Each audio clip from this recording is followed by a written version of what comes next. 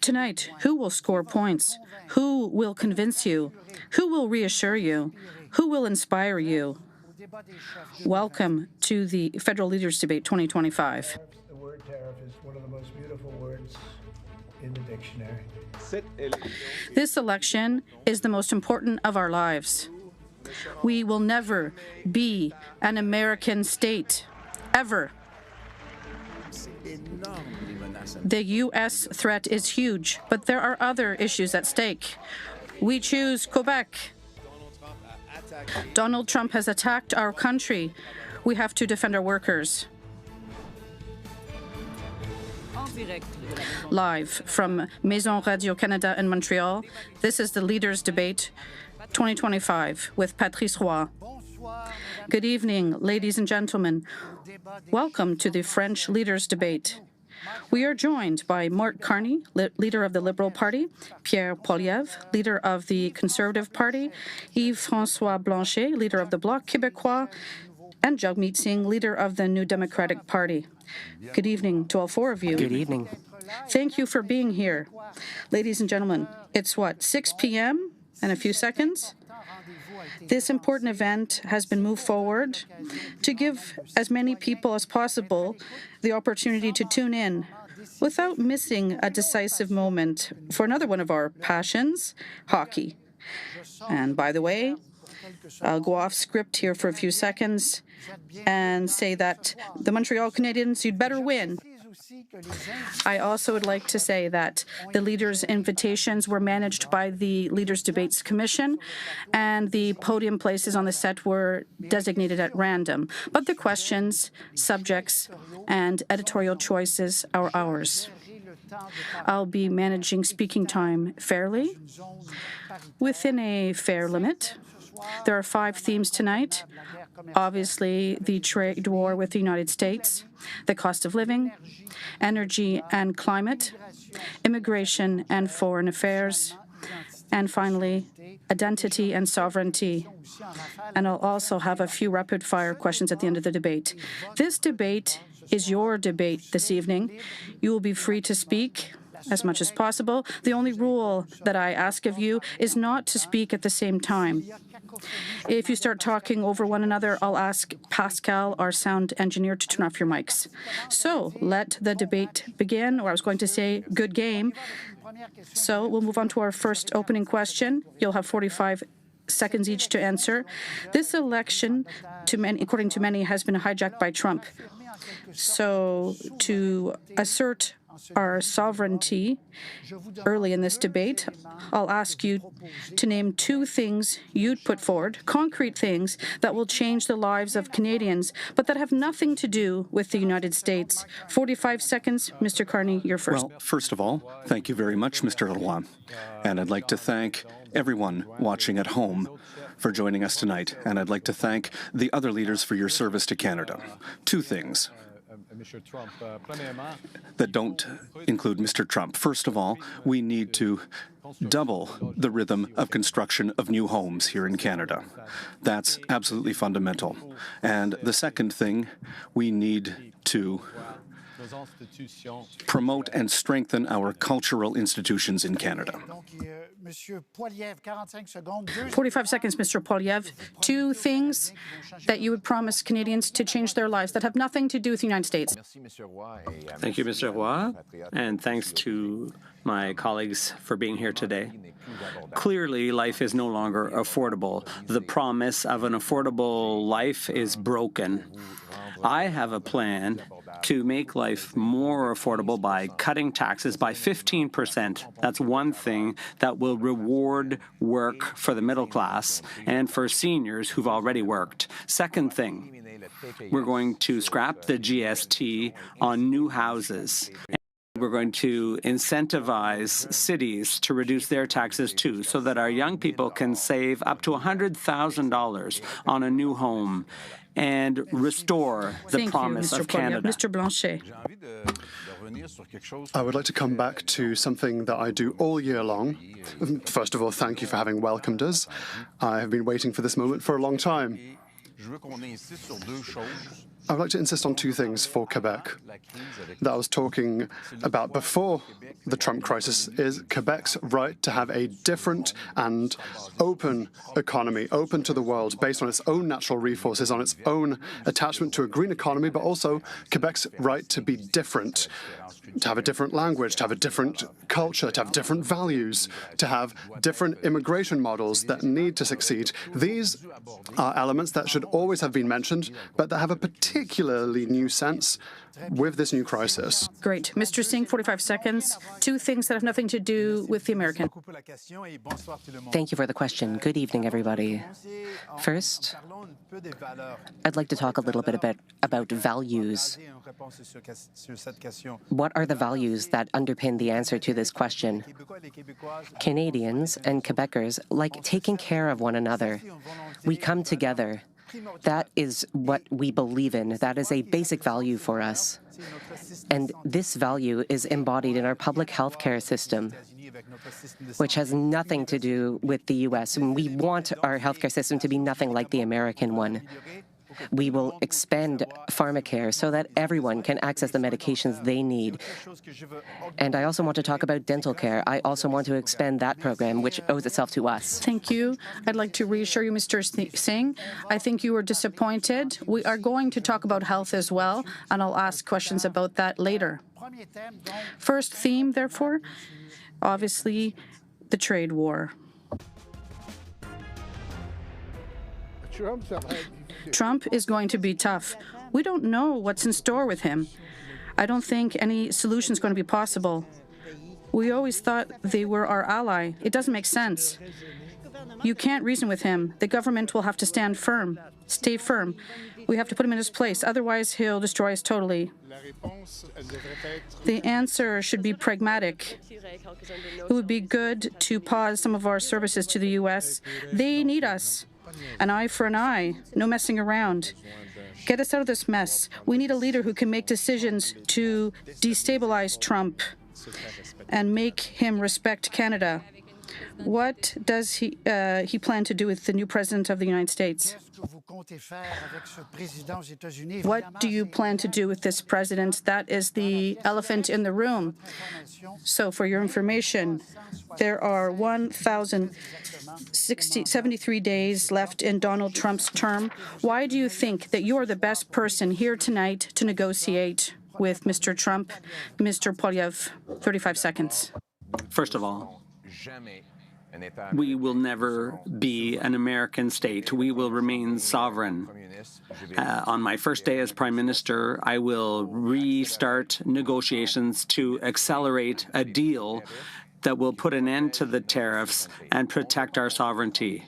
We can't control Trump, but at the same time, we have to control what we can control. We need to reverse liberal economic policies that have weakened our country. We need to unleash our resources, cut taxes, and bring jobs back home so that we can face Trump from a position of strength. All right, well, first of all, in a crisis, you have to plan for the worst possible situation, and you have to have a plan to build a strong economy here in Canada. And we need to react with strength, and those are the elements that will allow us to succeed with Mr. Trump. He respects strength. He respects people who understand how the world works and who understand how the private sector works. And Canada needs to create other options, new, reliable partnerships around the world, and that's what I'll do. Thank you, Mr. Carney. Mr. Blanchet. Mr. Trump will hang from his own noose because their economy is dependent on ours. But there will be a lot of harm done to Canada, to Europe, to Mexico before then. We have to realize that our joint GDP is bigger than the States. Our population is bigger than the States, and so retaliation is going to hurt the States, but we have to negotiate in a rational way, and we shouldn't fall to fear, and we shouldn't spin fear for political reasons. Conclusions? It's all about priorities. For me, now is the time to invest, not cut. It is the time to protect what we hold dear, our farmers, our culture, the French language. These things should not be sacrificed. It is time to defend who we are, what our values are. And we believe in helping one another. That's what we will do. How? We will strengthen our healthcare system. We will not let it be Americanized. That is crucial. We must defend who we are.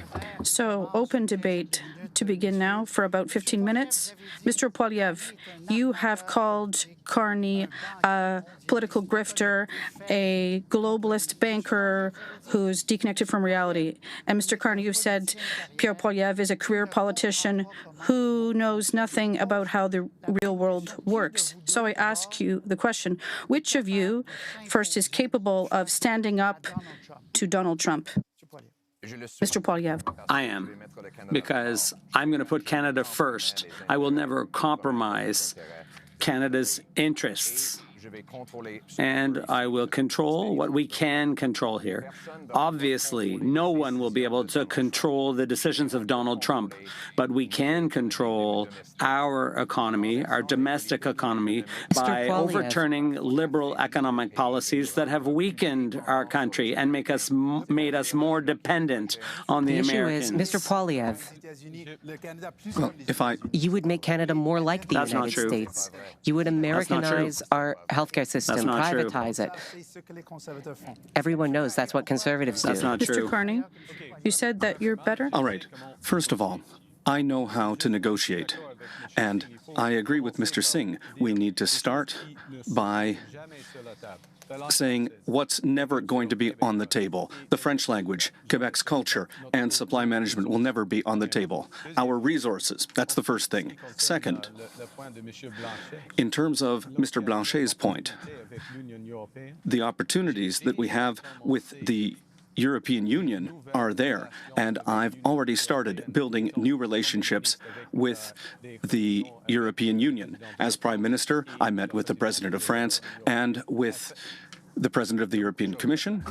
There's a lot to unpack in there, let's be honest. And perhaps it's right. You say that you're an expert in managing a crisis, but you say you're a negotiator, but, well, perhaps negotiating with tax havens. But when it comes to trade agreements, I haven't seen the proof. We apparently have to believe you with no political experience. And so I find this kind of funny because people say we have to unite and work together. On the one hand, you have never spoken to me before this evening.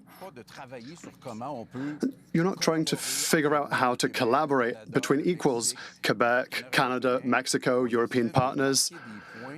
You're trying to score divisive points that only serves the United States of America. All right.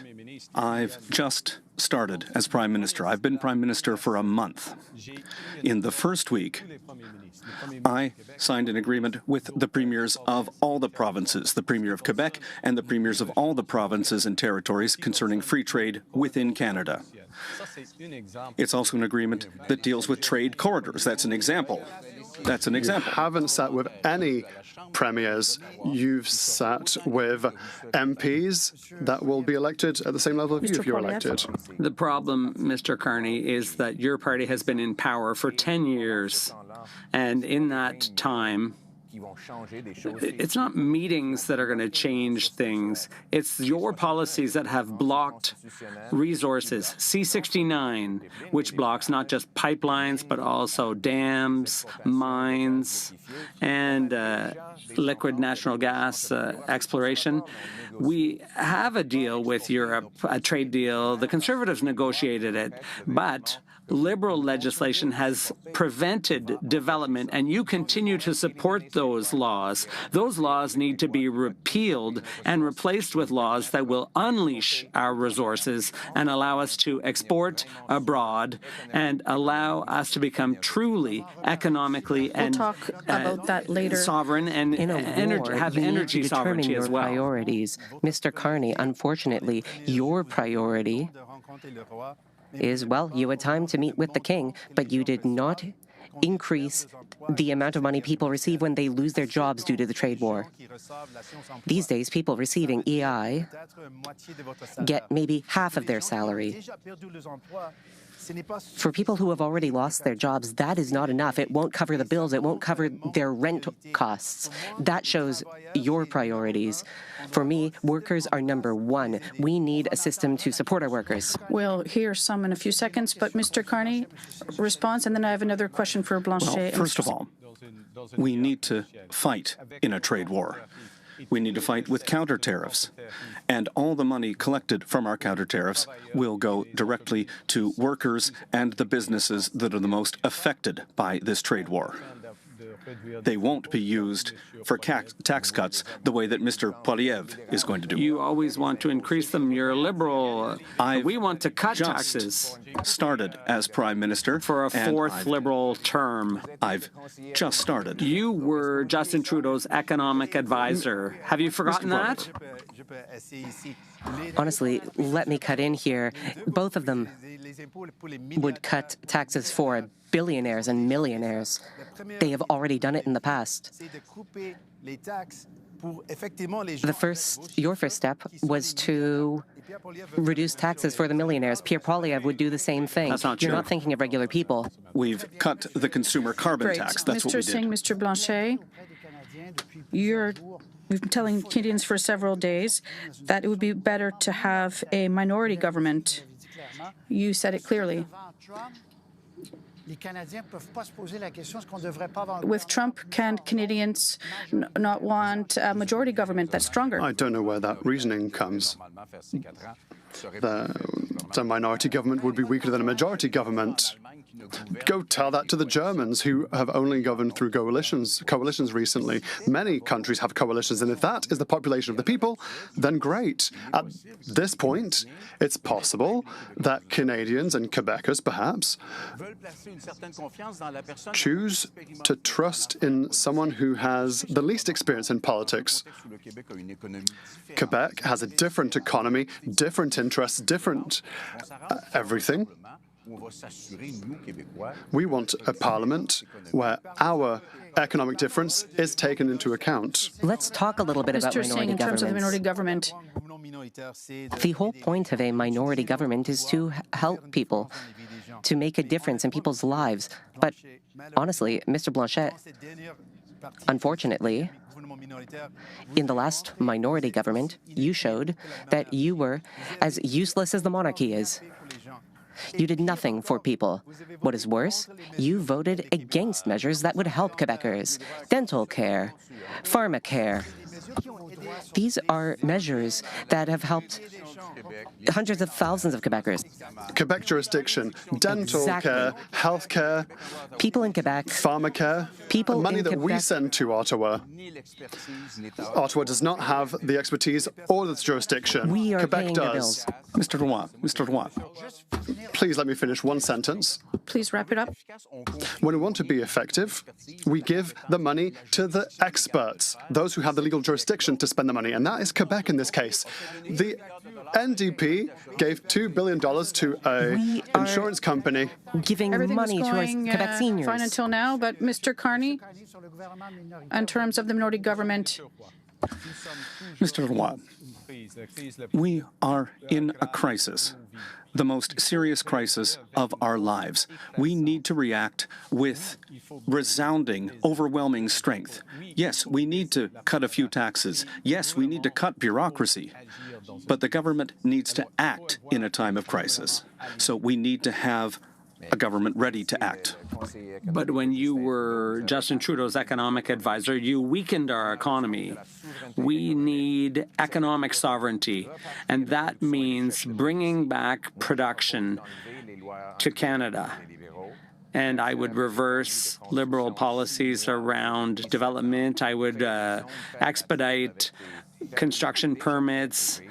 We would have pre-approved permits And I would also make sure that we could send our energy to Europe to break Europeans' dependence on Putin, and to break our dependence on the U.S. The Conservatives and the Liberals both prioritize the ultra-rich, not you, not Great, regular we do Canadians. have a segment on that. That's the difference. We have a segment on energy and pipelines, so we'll come back to that later. There are people who are watching us who are concerned. There will be negotiations with the Americans, obviously. Well, you'll all say supply management here, but I'd like to say that Canada gave up market shares during the last 3 trade deal negotiations. We're talking about more than $450 million a year in losses for Canadian farmers. So what is something you wouldn't concede in a negotiation? I will defend supply management. I will defend the French language. I will defend our healthcare system. I will defend our decisions and our laws. We will always be sovereign. And the way we're going to restore that sovereignty, Canadian sovereignty, is by making our economy stronger. We need to cut red tape by 25% for businesses. We need to reduce development charges, taxes on housing. We need to support labor and energy and domestic production. That's how we can be more sovereign management. Well, go around the table, Mr. Carney. In the face of the U.S. It's nice to say supply management, but we've said it 3 times and it hasn't been done. So, Well, this is the first time that I will be at the table if I am elected as Prime Minister. I've said a number of times, and since the beginning of my campaign in Mauricie, we'll never touch supply management. We won't put Quebec culture or the French language on the table. And I think we all agree on that point. And that's important. We have to be very clear from the beginning when talking to the Americans. One area that we don't agree on is that Pierre Poilievre would cut our healthcare system. You said it, everyone knows it. You said that you want to cut. You would cut dental care. Not true. Pharmacare. You called them bad ideas. And unfortunately, Mr. Carney's plan to budget the operating budget in 3 years would lead to $43 billion we'll talk about worth that in of the next cuts. segment.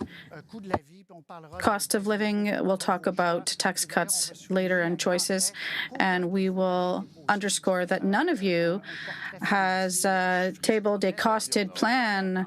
These are just promises. Mr. Blanchet on supply We have management. tabled a program, first of all. Second of all, we are not the ones who decide what's on the table. If Mr. Trump says, I want to talk about this, no one will be able to stop him from at least talking about it. We've never sacrificed the principle of supply management. So it's empty words. Little bits have been sacrificed every single time at a cost of hundreds of millions of dollars every single time. All Mr. Trump wants is a wave of Wisconsin milk with hormones, with no protection against antibiotics. So what would you do concretely? We will bring back an act that everyone approved. The Liberals before Carney approved it. Everyone had approved it, but then there were certain intrigues with unelected senators. There's a number of unelected members of Parliament that seem to be making decisions. What would protect better? Well, maybe I agree with that law, but my point is that we need to invest in Canada. Our plan, which will be unveiled this weekend, will catalyze $500 billion of investment in Canada over the next 5 years. And that will be important in our negotiations with Mr. Trump. I'd like us to listen to a worker together from Stellantis. For him, this crisis with the U.S. is very clear. He's just lost his job. I was laid off by Stellantis because of the trade war with the U.S. How will your government stop Mr. Trump from attacking our industries one by one? And how will you protect our jobs?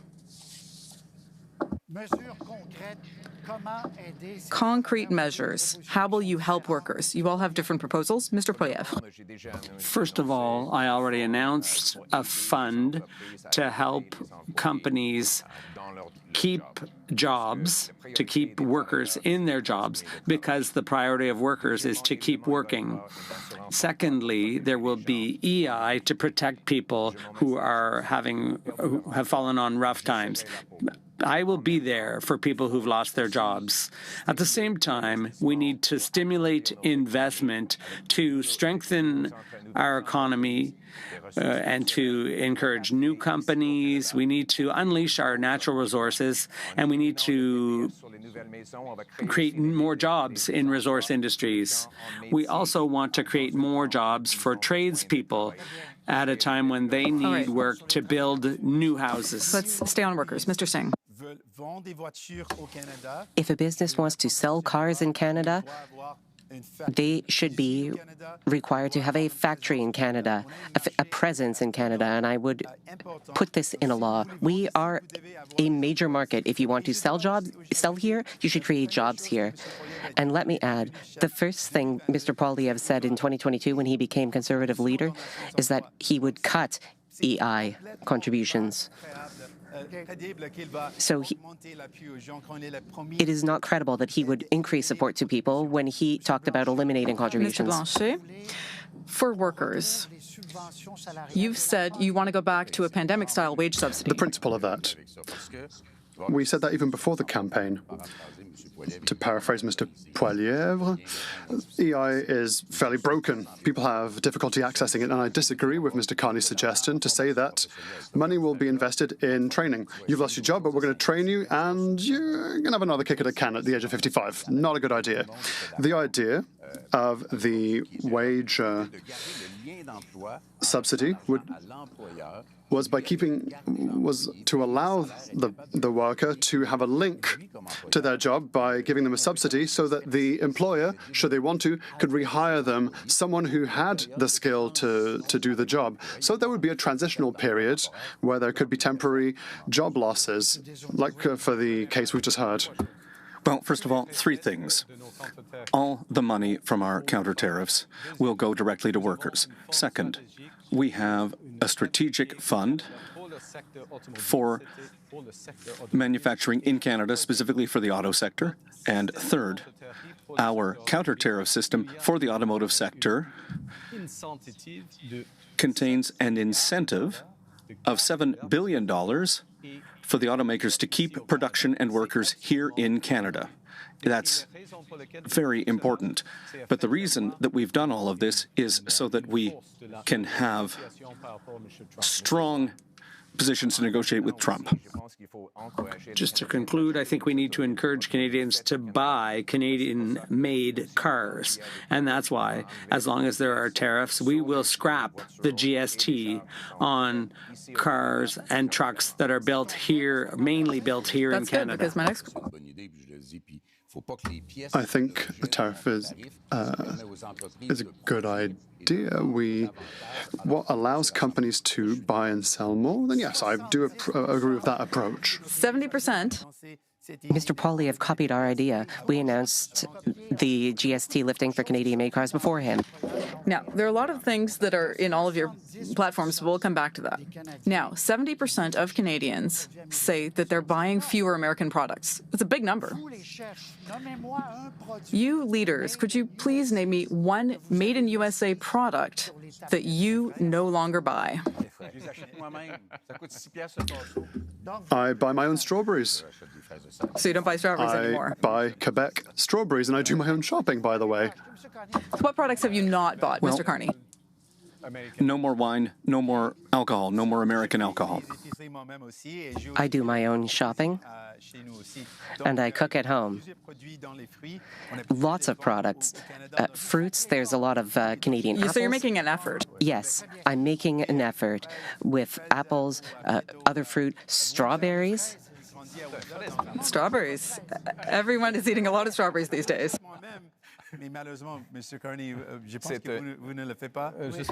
I bring it up because I do my own grocery shopping, which Carney does not.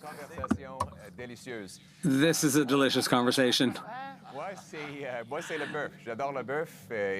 It's beef, in my case. I buy Canadian beef. It's the best beef in the world. But I never buy American strawberries either. Organic Okay. beef from Quebec Next is also theme. not bad. Well, let's share some of that All someday. right. It's very beautiful to see. Our next theme is the cost of living.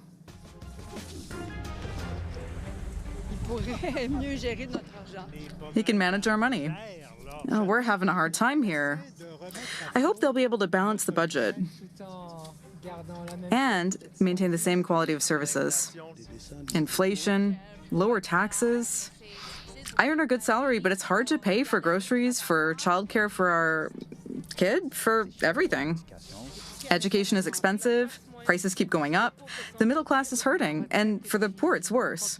We're retired, and we're counting every penny. We're getting poorer. I feel like no one really listens to young people on housing or the cost of living. So what does the future hold for us young people? What does the future hold for young people? I'll give you a few figures here very briefly. I'm sure this won't come as a surprise, but in Montreal, housing prices have more than doubled over 10 years, from over $300,000 to $671,000. Remarkable growth in Toronto and Vancouver as well. So my question, and you'll have 35 seconds, first of all, how can we improve access to housing, for example, for this young woman that we just heard from, Mr. Blanchet? Clearly, it's through the starting capital and another GST-based policy. There needs to be access to capital for their down payment. My children can't pay for a house. A lot of them have jobs, good jobs. It's essential that we give them a little boost. Using public money, for example, and it's not during a crisis and that in cutting budgets that we will be able to do so. We need to reduce speculation on house prices.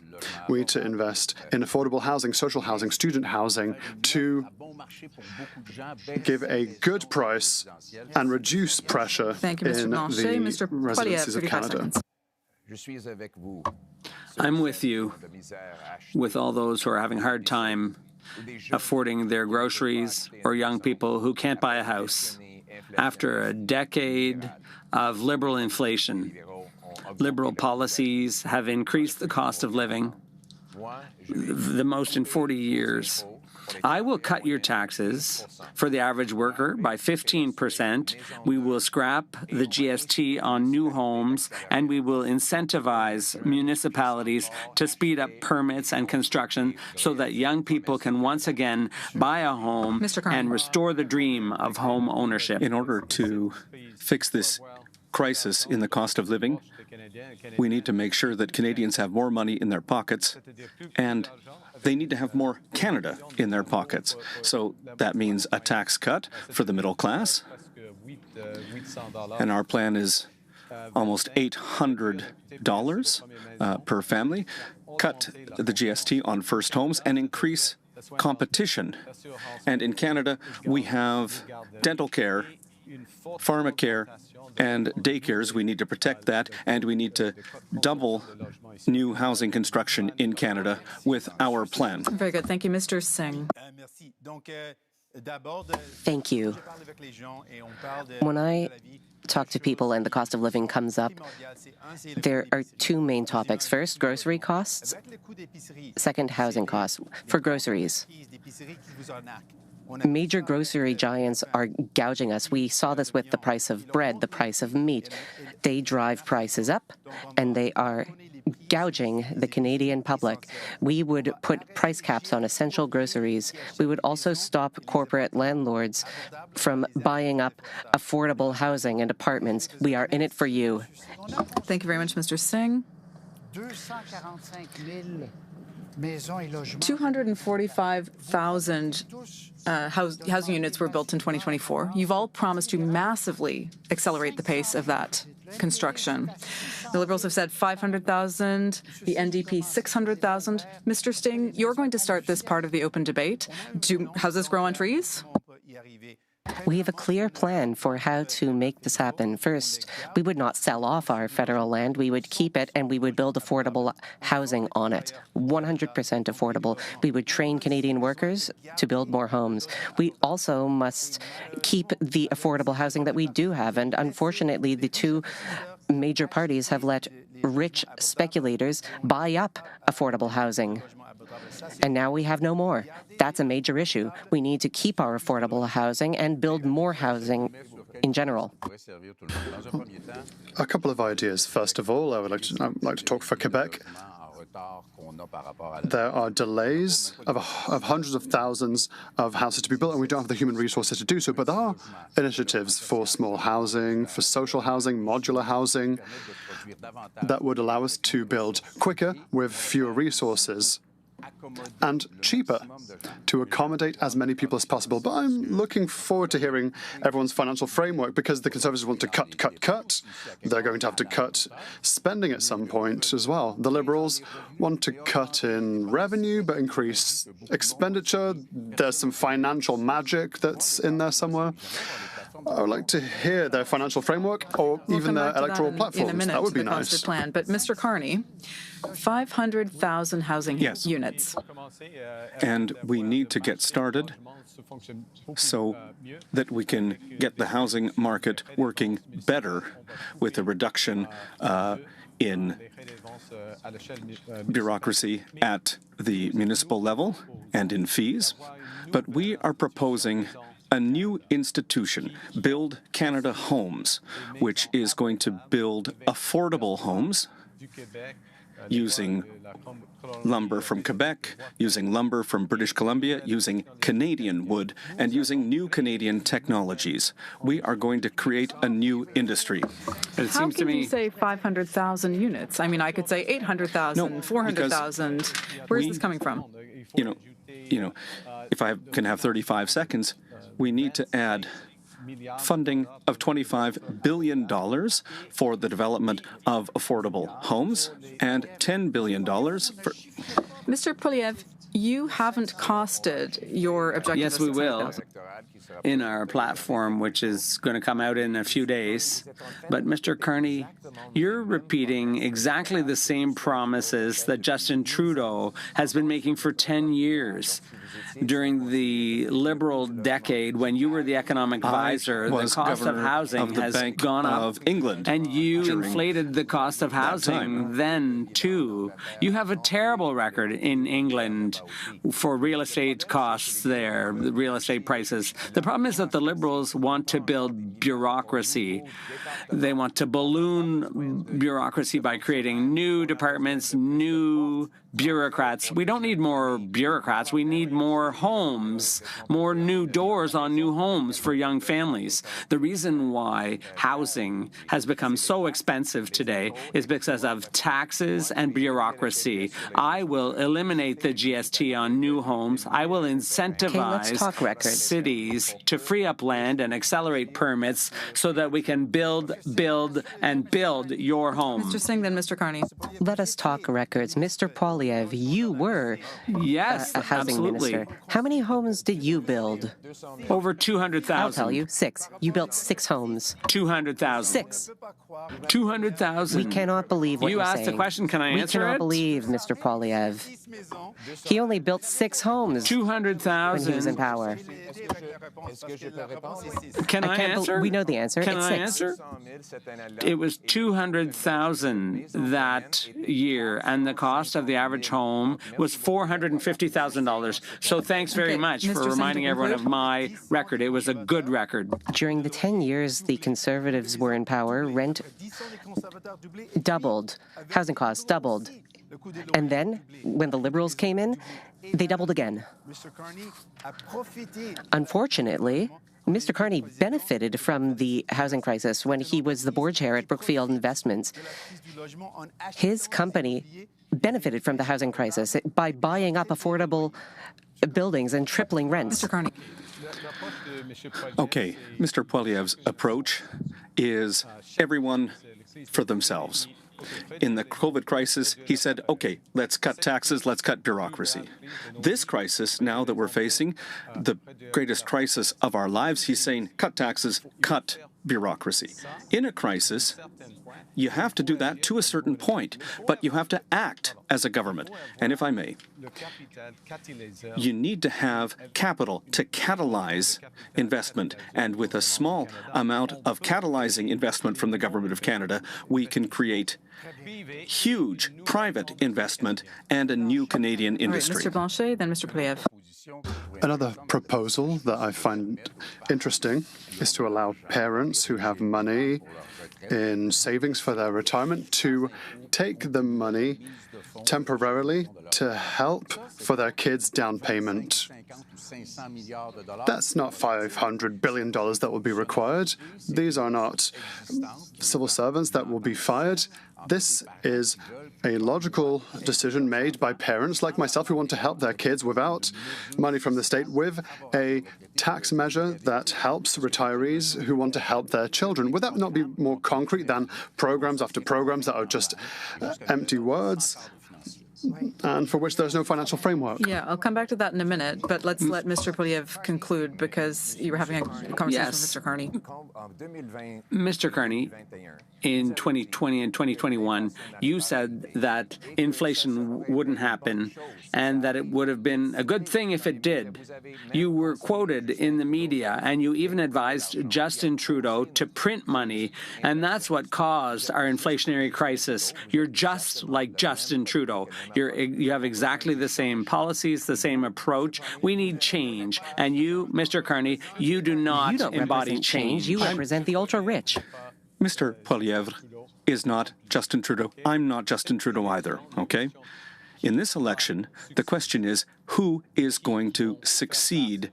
Who is going to face Mr. Trump? Same parties, same ministers, same caucus, same ideology, same hostility against Quebec. It's not just because the leader changes that the philosophy will magically change overnight.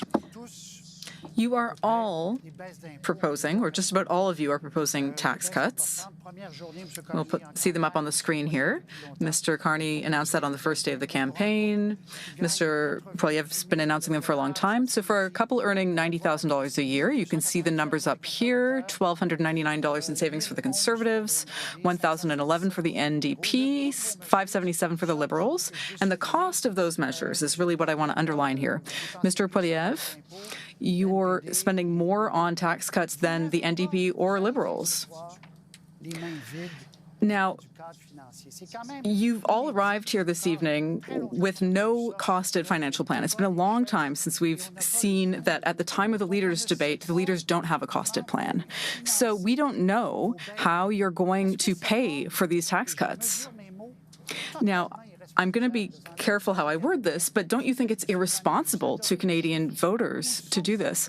Mr. Carney, you said you've got the numbers, but where's your costed plan? As I've just said, we'll be presenting our costed platform this weekend. But why not earlier at an event? There are 10 days left in the election campaign. It's about the same thing as Mr. Poilievre, as I've seen. And it is going to be costed, and the operational budget will be cleaned up. We'll balance it in 3 years, but at the same time, we will be investing in Canada and in Canadians. Mr. Poilievre, where would you make the cuts? This comes back to my earlier question to Mr. Carney. In terms of the costed plans, what do you have to hide? Will transfers to provinces go down, for example? We're going to cut consultants. Believe it or not, a Canadian family is spending $1,400 in federal tax just to pay for consultants. That's been a 100% increase. I'm going to cut consultants. Secondly, we're going to cut the cost of bureaucracy through attrition. People will be retiring, and we don't need to replace all of them. We can slowly, gradually reduce the cost of the bureaucracy. Third, we're going to pass a dollar-for-dollar bill. For every new dollar in spending, there will have to be a dollar in reduced spending. And we are going to generate $70 billion more in revenues. Mr. Carney, don't have a costed plan that we've seen. We are the only party that has talked about ways to increase government revenues. We have talked about closing tax loopholes, getting rid of tax havens, empowering the CRA to go after corporations that are not paying their taxes. These are not tax increases. These are taxes that are already supposed to be paid.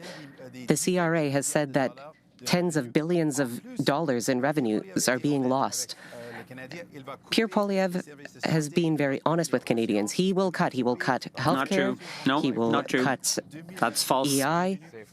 He said That's this back in false. 2022 when he became leader of the Conservative true. Party. That's false. And Mark Carney has also said very clearly that he would make massive cuts.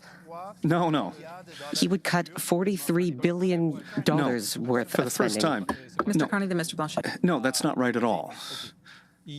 I've said there is an operational budget that's over $200 billion a year, and that budget has grown 9% year over year over the last 10 years. We need to slow down that growth. And we'll do that with technology, we'll do that with attrition, as Mr. Poilievre has suggested, and we can do that, and we will do that, and it's necessary, but we're not going to cut transfers to individuals, nor transfers to the provinces. So the provinces will not get less money. Mr. Blanchet, is that what you believe? Well, I've an issue with this. These are Harry Potter financial frameworks. You need a lot of magic to make it work. There needs to be more money, but we're going to do cuts. They want to be more conservative than the Conservatives. Basic economics state that when there's a threat of recession or slowdown, that is when the state, well, that's why we're not saying cut taxes. We're saying make good investments. We want to invest in our military forces. It's the time to do so with Canadian companies, the Quebec tramway that Mr. Poilievre doesn't want to do. That's what we have to do. We have to have targeted investments, health transfers so that the Maisonneuve-Rosemont Hospital can be renovated. It's time to invest in infrastructure, public infrastructure with public money so that everyone can keep their jobs. So no tax cuts. No, it wouldn't be a tax cut. There would be a specific budget for it. It's necessary. We have to keep going. They want to do one thing and the other. Cut, but somehow make more money. Something doesn't work. We've started with the cost of living. We have to cut taxes for the cost of living. What Mr. Blanchet said is true. You are talking about a magic spell here, Mr. Carney. This is one rare moment where we agree. On February 16th, you sat down with Rosemary Barton and you said that you would cut spending in Yes, the operating budget. operational spending. That's different. You said One at a time, please. that this would affect transfers for healthcare and to individuals. Mr. Roy, no. I have a question. That's not right at all. That's not right at all. Please, Mr. Carney, you'll have the opportunity to answer later.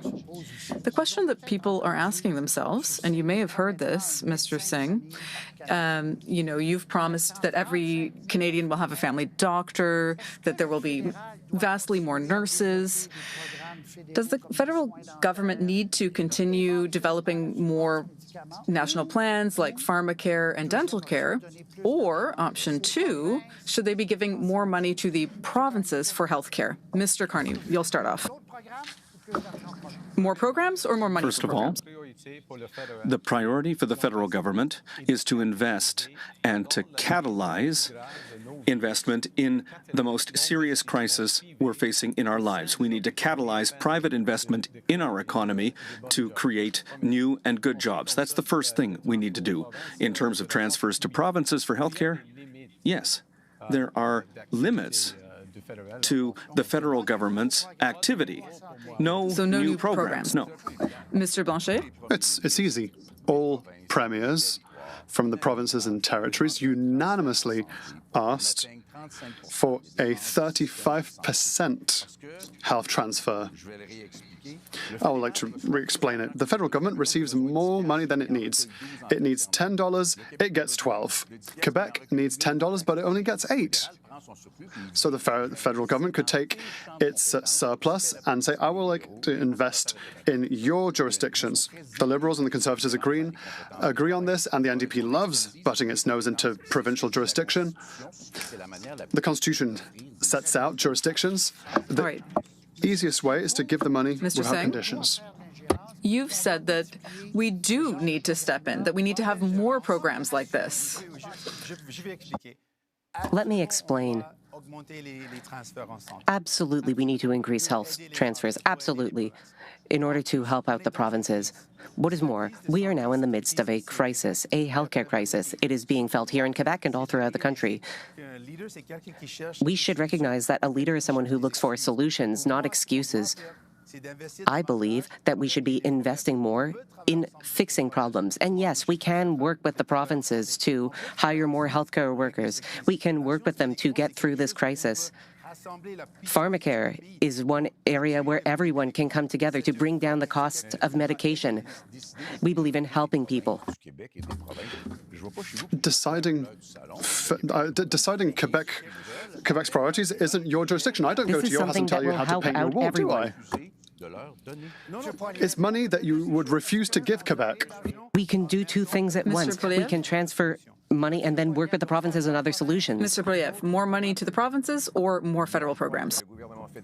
I think the federal government is taking too much tax revenues and delivering too little. And that's the Liberal track record after 10 years. And the question for Canadians is, you can't afford your groceries and you can't afford your rent or your housing because it's too expensive now after 3 terms of Liberal government. Will a 4th Liberal term change things for you, enough for you to be able to buy a house and have a beautiful life?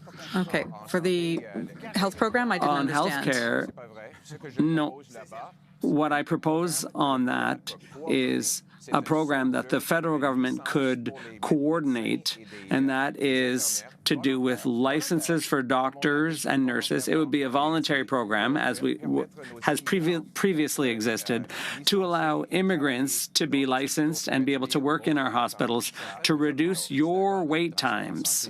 So everyone agrees on health transfer. The question is, the 13 premiers of the 13 economies of Canada. Canada doesn't have one economy, it has 13 economies. These requests were made to stop the deterioration of the healthcare system. Next theme. Energy and climate. The carbon tax was something that was supposed to help the environment, but now, what are we doing for the environment? It worries me a bit. Our planet is starting to die. I really want to see someone who can prioritize climate change and the economy in Canada. We shouldn't be building a pipeline. The environmental consequences are very serious, even if for ecological reasons it's not the best solution. Well, I think we have to think about it. There was a good project in place, but then it was dropped. A pipeline would have a major impact. We may have to make sacrifices if we want to be more independent. Drill, baby, drill, says Donald Trump. But I have a very simple question for you, and I would like just a simple answer as well. You have 35 seconds open debate. Do you want Canada to increase oil production? Yes or no? Mr. Singh. I would be in favor of investing in clean energy, renewable energy. With our public money, I would spend on projects like an east-west clean energy grid. That's the sort of thing we need. We need renewable energy for our future. That is where we should invest our public funds. So, more or less oil, or the same amount as right now? You want to increase it? That's what people want to know. Are you increasing oil production? There are a few measures that I support. Investing in clean energy.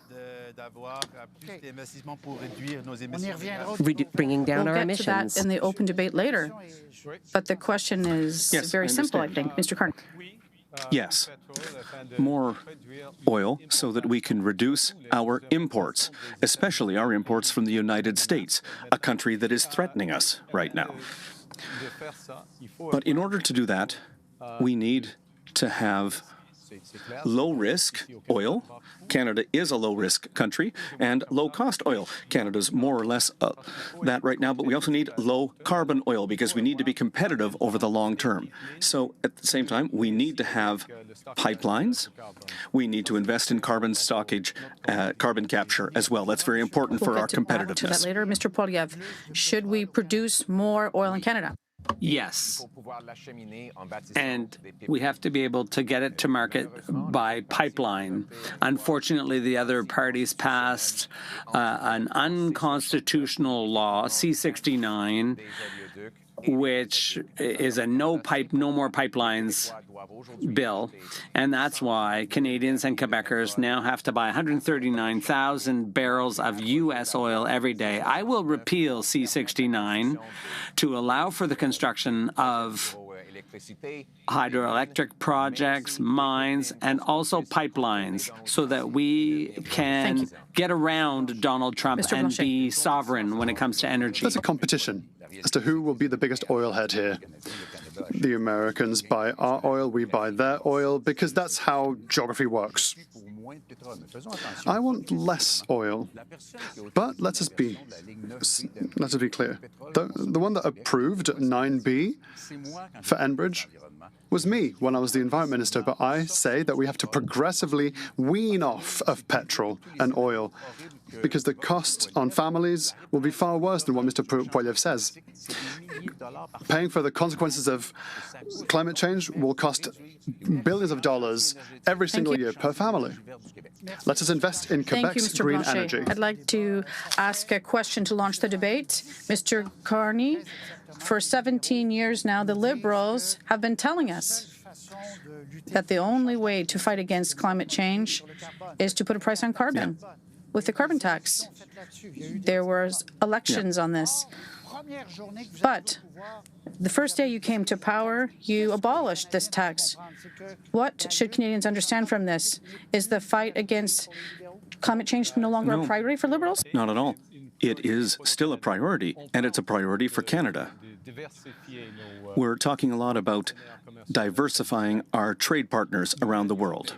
The European Union. We need to reduce greenhouse gas emissions in manufacturing and energy in all of our products so that we can have better access to that market. But in terms of the carbon tax, we cut the consumer carbon tax. And that covers about 6% of the reduction in greenhouse gas emissions. We are maintaining the industrial carbon tax for big polluters, but we're creating a new market so that major polluters will pay people and households to make green decisions. You would axe the second carbon tax as well, the industrial tax? You would eliminate both? Yes. Eliminate both? So there's not even a fight against climate change or no incentive except That's not true. less gas. There's a cost associated with using energy already, but my approach is a pragmatic one. For example, the National Bank calculated that if we export our natural gas, our liquefied natural gas, to India, for example, to replace coal, that could reduce emissions in India by 2.5 billion tons. That's 3 times the emissions of all of Canada, and would also bring a lot of money back to Canada. The Liberals are blocking the construction of the pipeline and of the LNG plants. For example, LNG Quebec is a project that would make it possible for us to sell our energy very profitably to Europe and reduce Europe's dependence on Putin.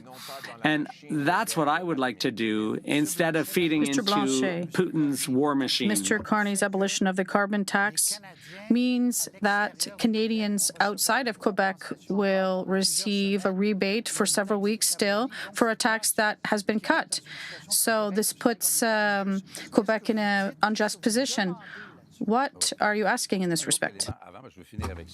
Another element, it might give Mr. Carney's an opportunity to answer. Last year, Canada invested $30 billion in oil. Trans Mountain cost $40 billion. It took 9 years to build it. That means that with only just these elements, that's $16 billion of Quebec money that was invested in oil. Do you want a great energy worksite? It's Quebec's green worksite.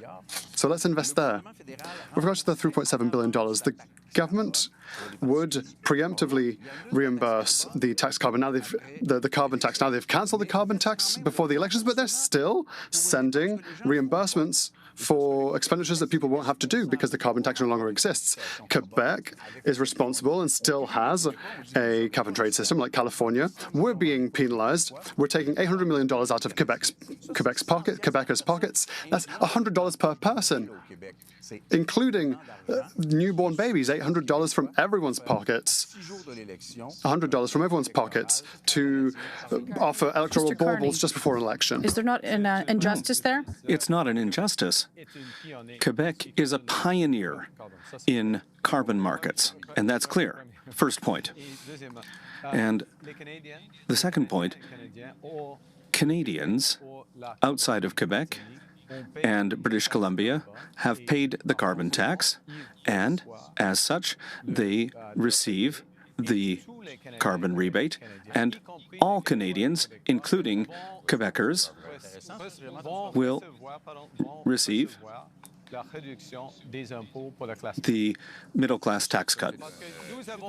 Because we have what we've done, there's a principle here. There's an important principle here. Yes, you're going to speak in a moment. Just in terms of clarity for those who are listening to us, what reimbursement are you talking about? The rebate. No, not in Quebec. No, not in Quebec. But, but Quebec, there's a principle. gas prices are higher. There's a principle here. We are making people whole, people who paid the carbon tax. And we're doing that in a fair way. Europe, Quebec, and California has a system that incentivizes companies to reduce their greenhouse gas emissions. It's about 9 cents per litre, and it's much cheaper than the potential effects and the future effects of climate change. Just to get back to the debate topic, we are talking about the climate crisis here. That is not something that is a long way off. This is something going on right now. We are already in the midst of the climate crisis. We have seen it here in Quebec. Extreme temperatures, forest fires, flooding. I agree with Mr. Blanchet that it is too high a cost to bear, so we need to do something. I spoke with one mother before I became a father, and she said, I'm worried about my children when they play outside. I'm worried about the BC forest fires. Our children cannot breathe the air outside. And now that I am a father, I feel the same anxiety. With forest fires, people cannot breathe the air. So we need to do something. We need to protect our environment, and we need to protect our children. Mr. Poilievre, you're clear. You're saying that we need a pipeline. If, in spite of all of your efforts with the Indigenous nations, they say no, would you impose it in spite of all of your efforts? If Quebec says no, would you impose it? Well, first of all, you shouldn't assume that, because most Quebecers want a pipeline. According to the polls, look, there's no social acceptability for the status quo. Thank you very much. That is the most empty sentence I've ever heard in this debate so far. Can I answer the question? It's nonsense, absolute nonsense. I'll say what it means. I'll tell you. Quebecers who buy oil from Alberta, it's got to go through the U.S. currently, which gives Donald Trump power over our own energy. You say you're in favor of sovereignty. I'm in favor of economic sovereignty and energy sovereignty, and that requires a pipeline It's yet another across Canada. scarecrow. the US will never bomb their economy so much by sacrificing a hugely profitable product. That's such an amazing argument. How much will your pipeline cost? Trans Mountain cost $40 billion, but now you want a 4,600-kilometer pipeline without investors, with Europe that doesn't even want it in the first place. Just to clarify, I would never subsidize pipelines. That's unnecessary. They're very profitable. The only reason why it's expensive now is because there are rules and legislation that prevent the construction of pipelines because of bureaucracy. We're going to get rid of red tape. We're going to open this up to I'll ask my question again. Protections, cutting environmental regulations. If Indigenous nations, in spite of all your nice efforts, and talking about Mr. Carney and you who want a pipeline, if they refuse, what do you do? Refuse? Are you saying across the board? Yes, we've seen this. Because He can't say that. He doesn't get to impose his will. Mr. Poilievre, if there are Indigenous nations or provinces that are against it, what do you do? Well, there are others who will be in favor. For example, Mr. Carney opposed a pipeline in the West, which would have enabled us to sell our oil to Asia, the Northern Gateway project. 80% of First Nations were in favor, 20% were against. And in a case like that, I think the majority rules.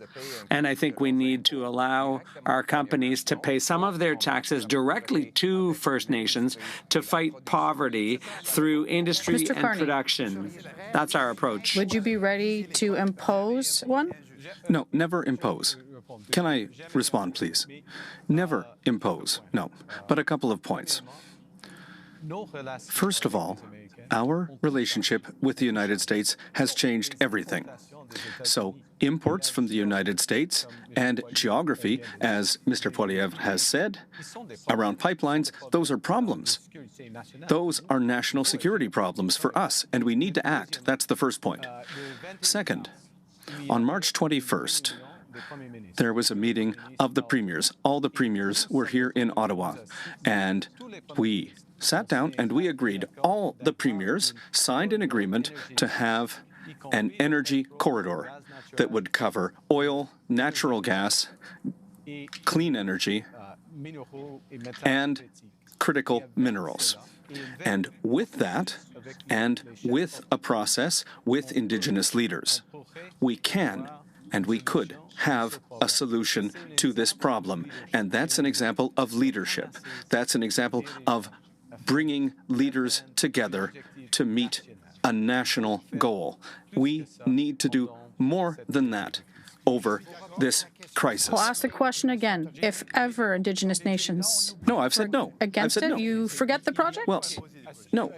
You cannot force projects on people. Listen, it's a question I have another question about the environment. Here's the question. You have said that you are a pragmatic person. Do you agree that it is not pragmatic to continue to subsidize oil companies with billions of dollars? That's not pragmatic at all. Would you agree? Well, I agree with that principle. Okay, then will you commit to stopping these subsidies? Absolutely. It's clear. This is why you need New Democrats. Look at that. We got a commitment from Mr. Carney. New. It's not a new commitment. This is why you need New Democrats. That's not a new commitment. Let's be very clear. Mid-February, British Columbia.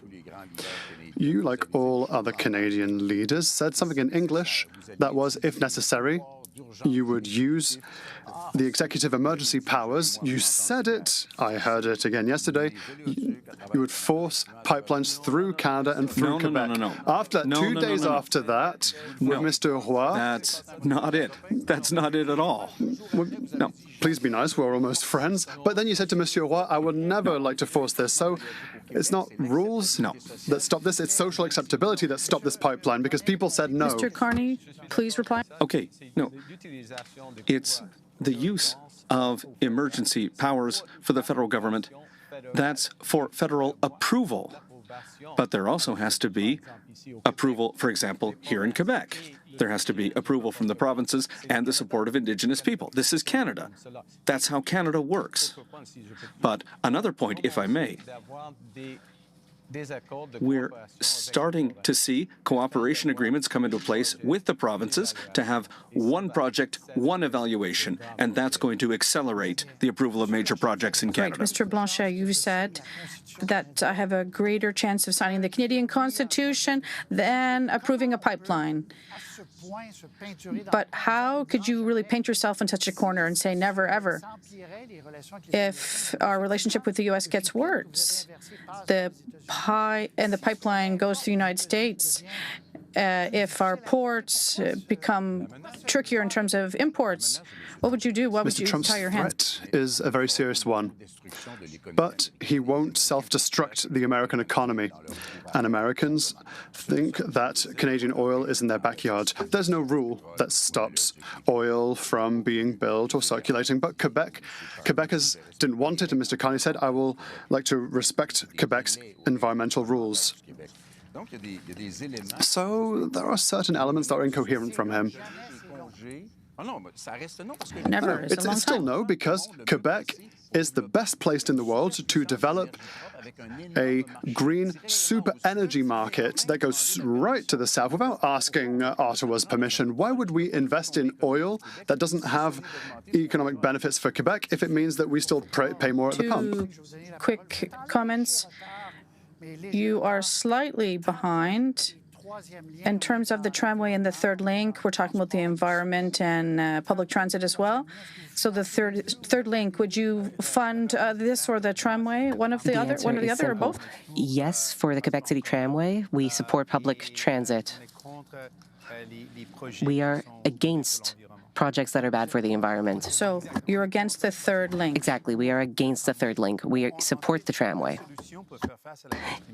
One solution to address the climate crisis, while at the same time helping our economy, is to invest heavily in public transit. This would help municipalities, this would help provinces. We could work together with them and use transfers to provide more funding for these projects, and they're the sort of projects we need. They would create good jobs while, at the same time, helping Canada reduce emissions. Mr. Poilievre, tramway or a third link, both, or just the third link? Just the third link. You have to make choices. And I would speak to people in the regions today. The other parties are against the third link, and they want to ban gas-powered cars. That's not practical in the regions of our country. You need a truck, you need a car in order to live in regional areas. So I'm going to reverse that. You'll be able to keep your truck. We will build highways and bridges so that you can live a good life in the Mr. regions. Blanchet, both projects? The Quebec government wants the tramway. The city of Quebec City, rather, wants the tramway. The federal government needs to give the money required to the provincial government for the tramway. We don't know what a third link looks like. We don't know where it's going to go, under, over. We don't know what color it's going to be. You are supposed to give your opinion on that for the past three debates. Please remind me of my past. Mr. Carney? Well, I can be quick. Tramway, yes, because there is a project that's underway. We support it. And as Mr. Blanchet has said, there is no project right now for the third link. But I think the third link will be a blue one. It'll be blue? Right. I don't have a lot of time left, but I'll add one more question. Do we have to speed up the development of nuclear power? Yes. Yes, absolutely. And for a couple of reasons. Across Quebec, in Ontario? Well, yeah. It's a choice that Quebec and the provinces will make. But we have a major advantage here in Canada. We have uranium.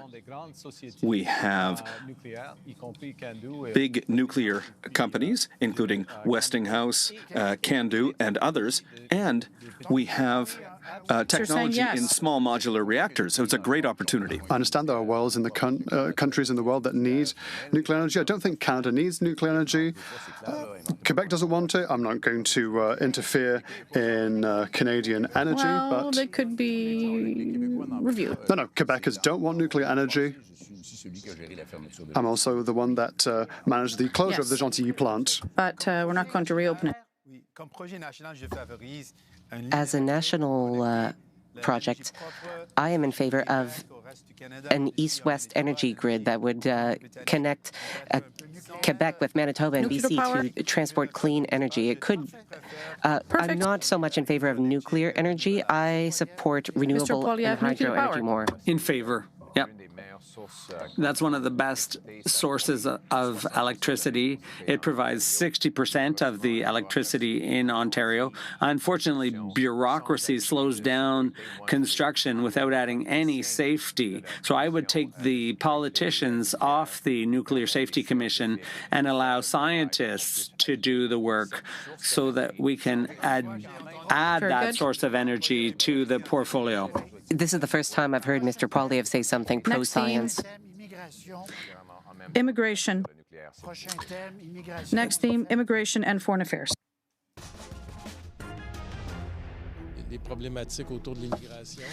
There are lots of issues with immigration that are linked to Donald Trump. It's hard to immigrate these days. I'd like to stay if I can find a good job. We have to deal with people who are arriving in droves because people are arriving and they don't have work. Should we let them in or not? Why not? Why not welcome them if we have the capacity?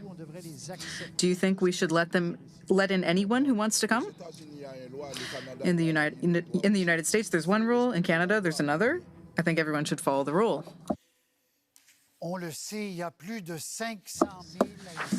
We know there are over 500,000 Haitians currently living in the United States who are now being threatened with deportation. They might lose their temporary protection. I'll show you the numbers here. This is the number of people crossing the border in Saint-Bernard-de-la-Colle. 1,411 people in the first half of April. That's more than in March, February, or January. So you can see the numbers are growing. Simple question. You have 35 seconds each.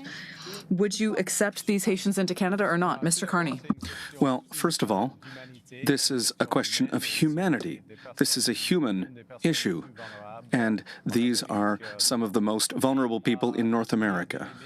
But there are limits. We have to be human, but we have to be realistic. Canada cannot accept everyone. And we have an agreement with the Americans, the Safe Third Country Agreement.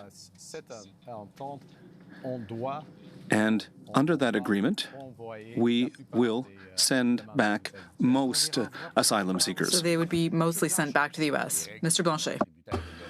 The rules aren't tributary to the origin of the requester. We can't say we'll welcome the Haitians, but tough luck to the Venezuelans. The rules need to be the same for everyone. I'm particularly sensitive to this because I often meet with Haitian representatives. They are francophones, and so it's easier for them to integrate into Quebec.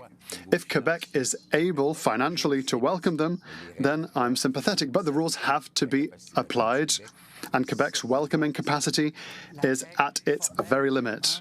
The formal rule now would be to send them back because they are in a safe third country, i.e. the U.S. Mr. Singh.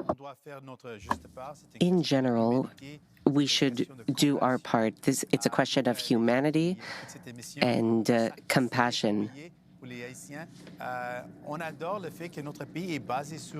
We appreciate the fact that our country is founded on immigration. That is something important to us. We want immigration levels that are in line with our needs.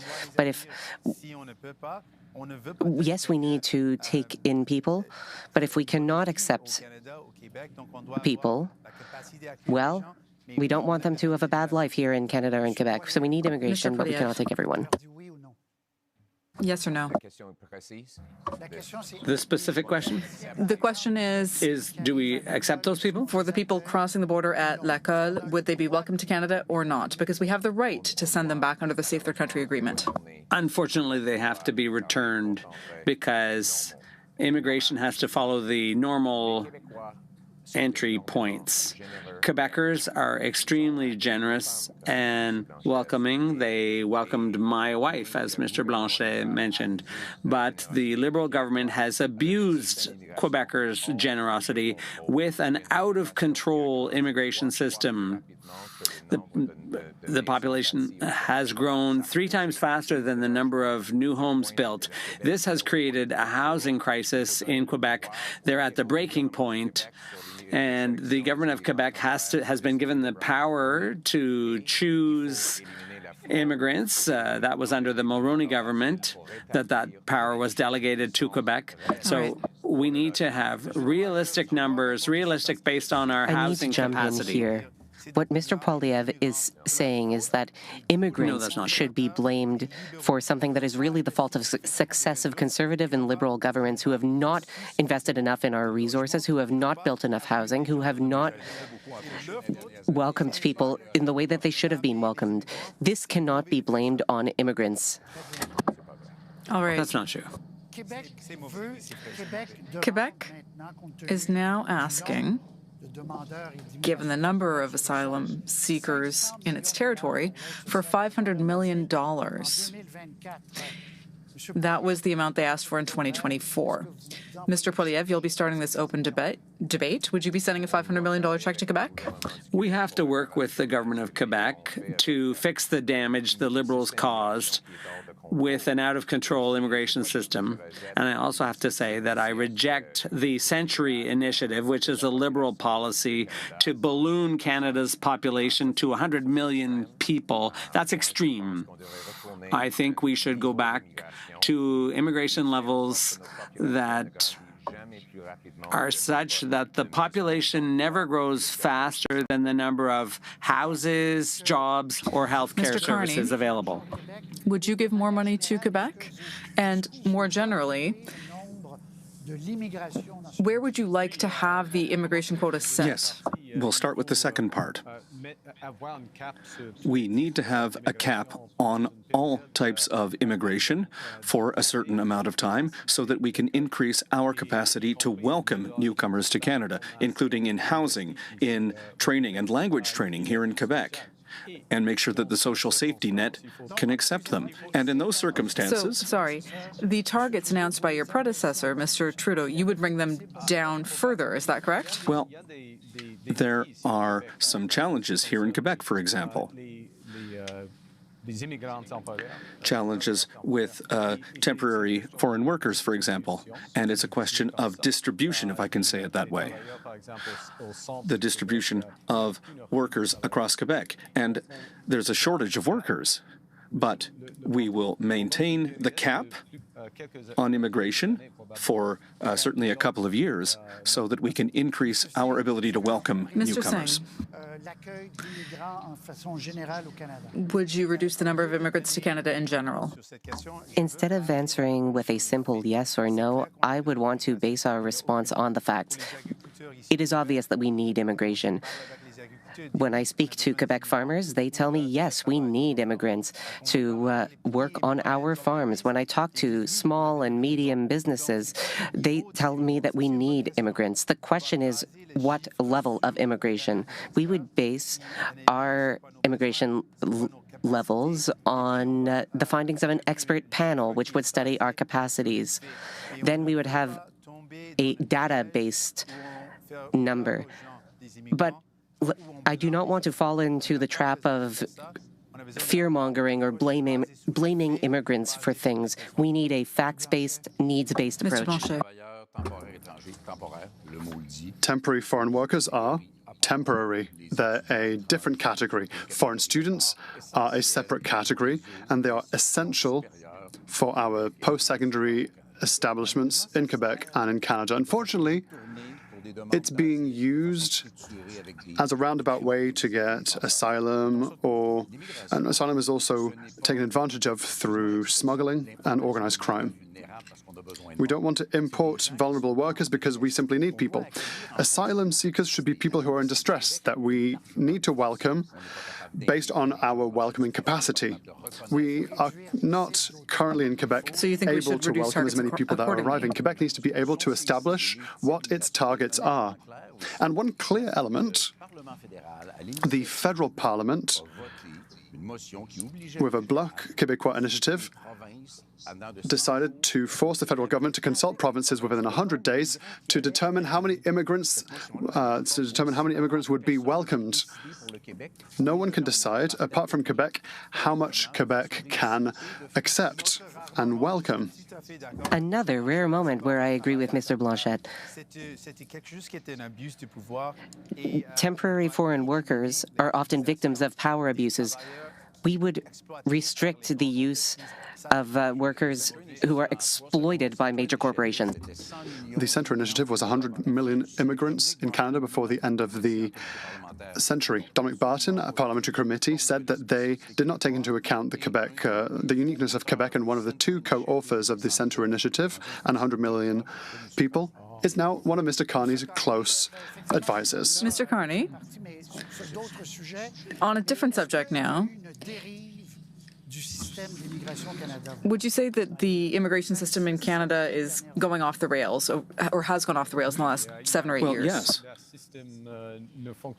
The system isn't working. And especially after the pandemic. Our population has gone up, I think, at about 3% per year because of immigration. And that's why we need to have a cap for a certain period of time. And I'd like to say that Canadians, Quebecers, and all Canadians, they want to welcome immigrants. There's no problem with Canadians' attitudes here at all. It's the responsibility of all of us to increase our capacity to welcome newcomers. Is it normal? Now, in France, it takes 6 months. In Germany, 8 months.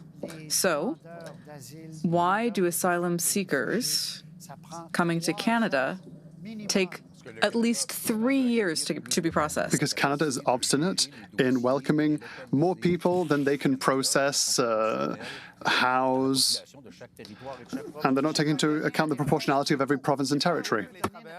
I spoke with federal public servants, and they told me that there is a lack of resources.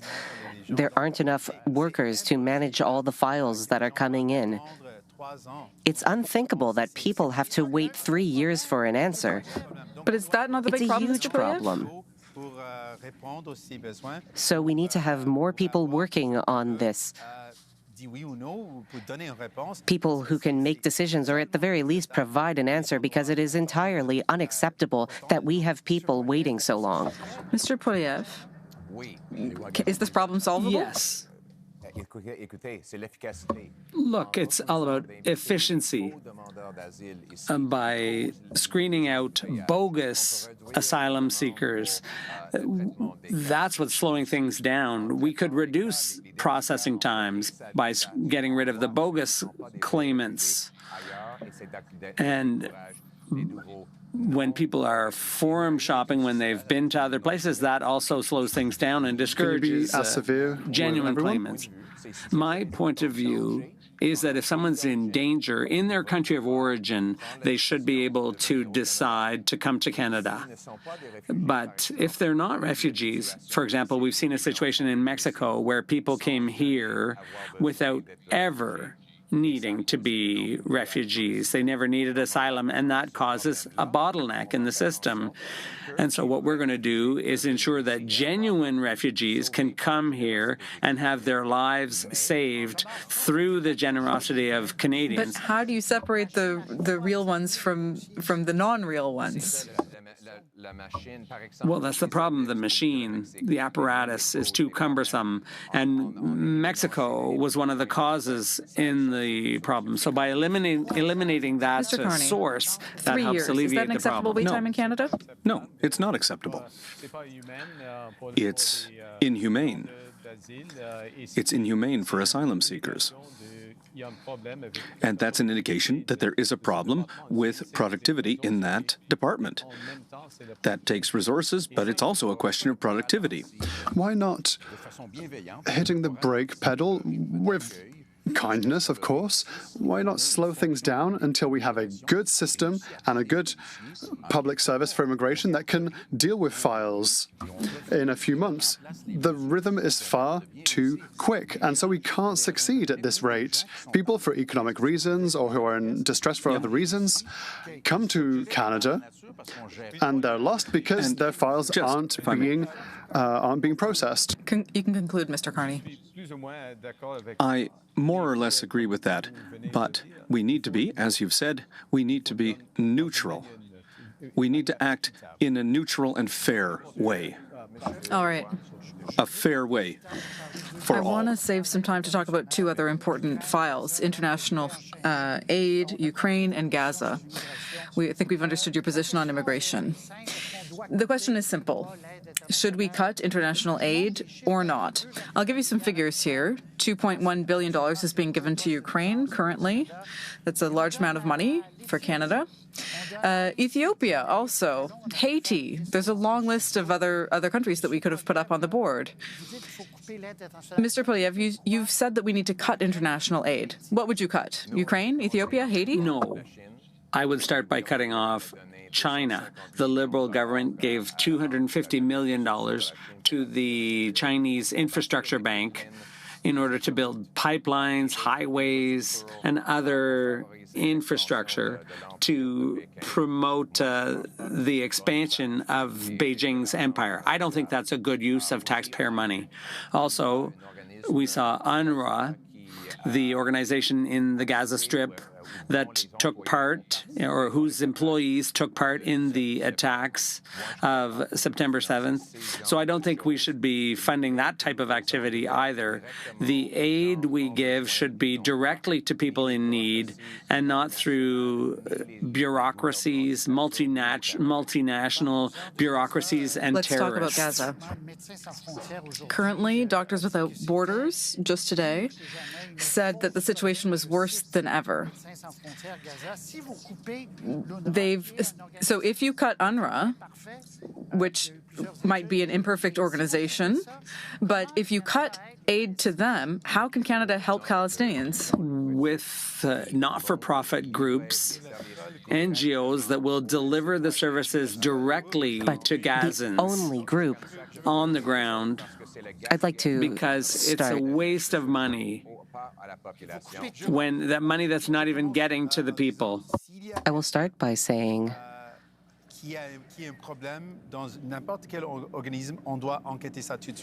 if there's anyone in an organization with a problem, then yes, that should be investigated. But what you said about UNRWA was disgusting. This is the only organization that is helping out people on the ground.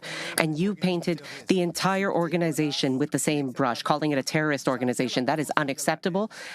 That is hateful, and it is entirely inappropriate. Mr. Carney, on this subject of Palestinians and international aid, would you continue to fund UNRWA? Yes. We are in a situation where we need to have an immediate ceasefire.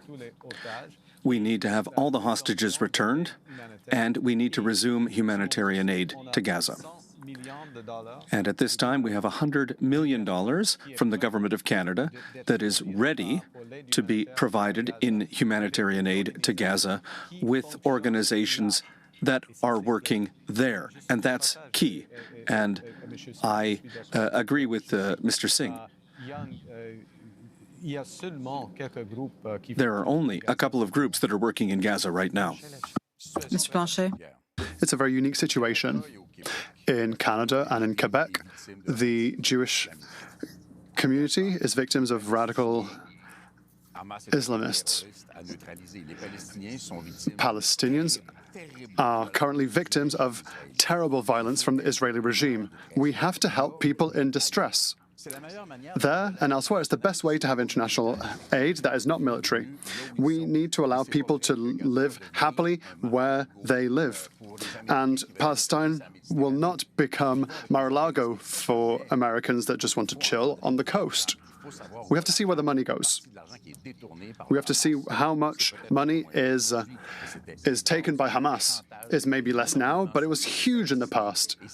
A lot of money was taken from the Palestinians. We have to help Palestinians at the end of the day. International aid. So the three of you on this side would continue. Mr. Poilievre, do you have an amount in your mind of how much you would cut in international aid? We're going to target waste. In all programs, we will audit to identify examples like UNRWA when they used funds for Hamas. We're also going to find other examples of international waste because... Sorry. No. The decision is to protect Canadian taxpayers. We all agree that there's a lot of suffering here in Canada, and Canadians can't afford to pay their bills. So we need to find some savings in order to reduce the cost of living here in Canada. Mr. Roy, I would like to come back to... And we need to look at all departments in order to find those savings and protect affordability to the question of Gaza. Mr. Singh, I'm sorry, everyone's had their piece to say. The situation is heartbreaking. It's heartbreaking to see innocent people being killed. Mr. Carney, why don't you call things as they are? This is a genocide. People in Israel do deserve peace and security, but people in Palestine do as well. What is going on right now is a genocide against people Mr. in Carney, Palestine. you can conclude. Why won't you admit it? The situation in Gaza, in the Middle East, is horrible. But It's a genocide. But I never use that word in a political way to politicize the situation. All right. But it's a matter of facts. That was Mr. Carney's response. I think we've understood your question, Mr. Singh. Now, we'll be moving on to the next theme, identity and sovereignty.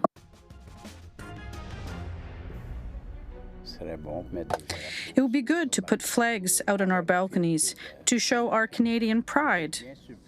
I was surprised to see how proud people were. We're Canadian. We will not be Americans. I think we're going to be more united. I think I haven't seen this in a long time. So, yes, we've all seen this across Canada. All commentators have seen this. There is a wave of patriotism in Canada, but we've also seen deep divisions in the West. Alberta says it may separate. We've given 6 months to the next Prime Minister to meet its requests. Otherwise, there could be a crisis of national unity that is unprecedented. In Quebec, the Parti Québécois is nearing power and is promising a referendum during your term, possibly.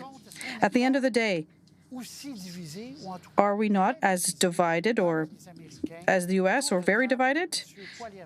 We'll go around the table. Mr. Poilievre first. Unfortunately, yes, there are divisions all across Canada, all kinds of divisions. And I think that we've had a federal government that has divided everyone, pitting regions against one another and various groups against one another. Social classes pitted against one another. We need to unite Canadians. We need to unite around our common identity that includes the French language, our English language, our military, the promise of Canada that anyone who works hard can have a great life in a beautiful house on a safe street. Thank you. Mr. Singh?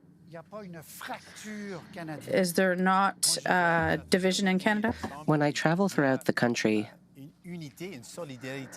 I observe great unity, great solidarity. Canadians want to defend our country. They do not want to become the 51st state. They want to protect what is dear to our hearts. When I talk to people about identity, people tell me our identity is taking care of one another. We have programs for that. For example, our healthcare system. We need to protect these systems and strengthen them, not cut them or sacrifice them. Now is the time to bring people together. Thank you. To get things done with our solidarity. Thank you. Mr. Blanchet. I think that people confuse certain things. Some people think that all Canadians should follow one single line behind the federal government, and so we only have one economy. Mr. Trump's fear, or rather the threat of Mr. Trump, has to be taken seriously, but instrumentalizing it for nation building in Canada, where Quebecers are being asked to be attached to their language as a frivolity, I can't agree with that. Thank you.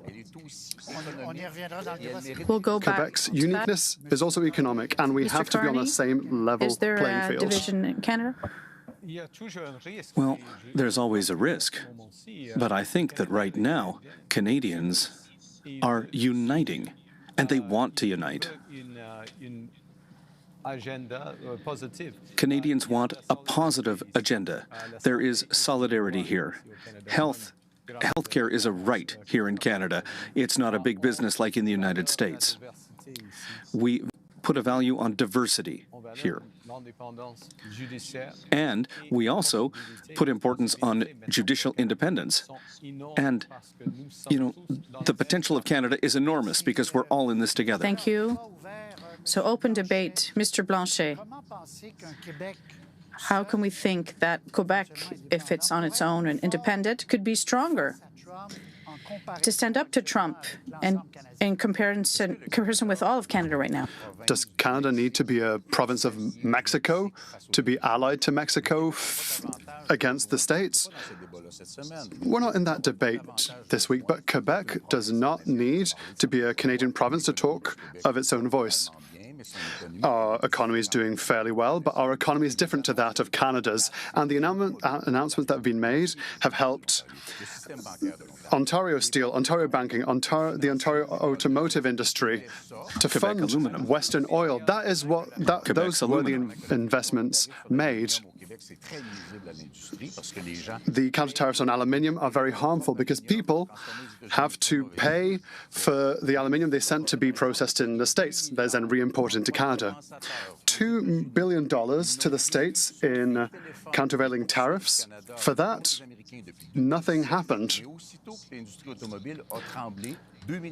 But now, $2 billion has simply been signed by Mr. Carney for the automotive industry. He sees himself as a negotiator, but he hasn't even been re-elected yet.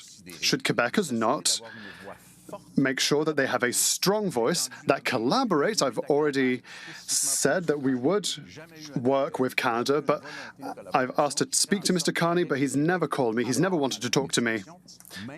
I want Quebec to be at the negotiating table for a stronger negotiating position with Canada. Is there also not a risk, like was the case with the automotive industry in Ontario, to this? Because this could happen to the detriment of saving other industries in our country. If we put all our eggs in the automotive basket. No, not at all. For example, our counter tariffs for the aluminum sector and steel, no, they're not bad. They're not bad at all. We import aluminium cans from the States that comes from our that's mined not aluminium right at all. If I may, the counter tariffs for the aluminum sector are $30 billion. The counter tariffs, or $30 billion rather, the counter tariffs for the automotive sector, that's $8 billion. That's a huge difference because, you know, there are a number of reasons for this, but our counter tariffs, it's not just for Quebec, it's for the workers there, are much higher. I don't know where that money came from, and I don't know when the industry will get that money. We are using the counter tariffs. What was it, $2 billion for automotive?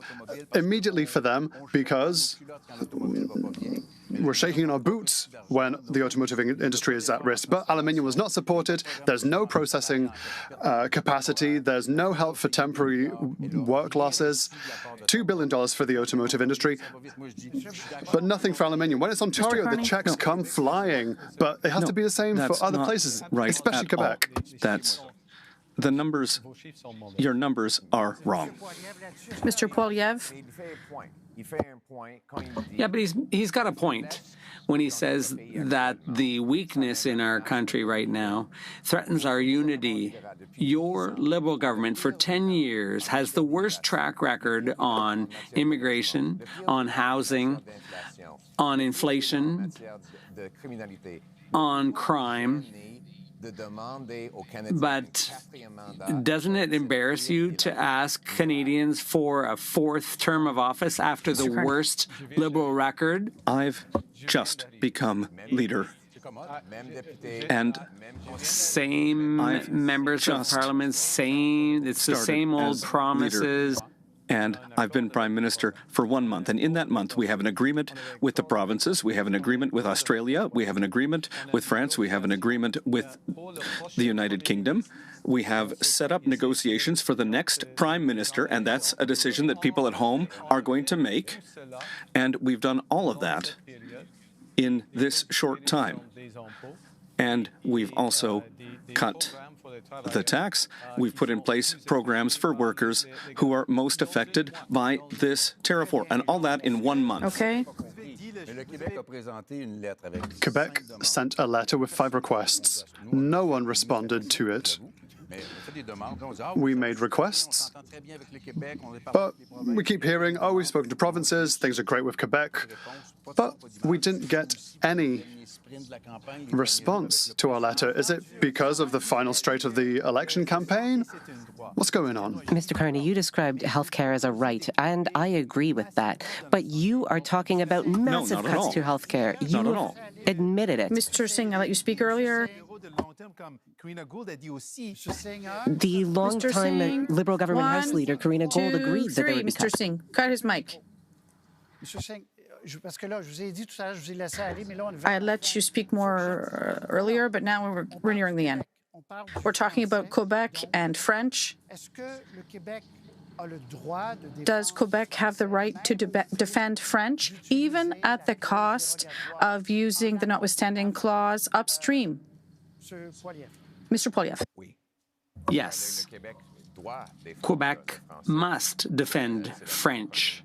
It's the common language of Quebec, and I will defend French. My father was a francophone from Saskatchewan. I lost my French a little bit when I was a teenager, but I married a Quebecer. Our children speak French, and I understand why French needs to be protected, and that is why I will continue to support laws and policies that allow Quebec and the federal government to protect French all across Canada. Using the notwithstanding clause to protect something. You're against that, Mr. Carney? Well, there is a general question here around the use of the notwithstanding clause in a preventative way. And it's not necessarily a question just for Quebec. It's been used in Quebec, but it could also apply in Alberta, Saskatchewan, and Ontario. And it has. And so the question is, do we have rights and freedoms here in Canada? Are we equal? And we need to consider the right balance. Certainly. But the use of the notwithstanding clause in a preventative way, that's a question for the Supreme Court. Mr. Blanchet, in terms of the use of the notwithstanding clause, obviously you have no problem with that. Jean Chrétien, on behalf of Pierre Trudeau, negotiated with the provinces, and it led to the notwithstanding clause, and this wasn't signed on by Quebec. It was tested. It's not the type of use that is in question, it's how it is used. The Supreme Court has already decided. Mr. Carney wants to turn to the Supreme Court to disagree with itself in the decision it made with Quebec.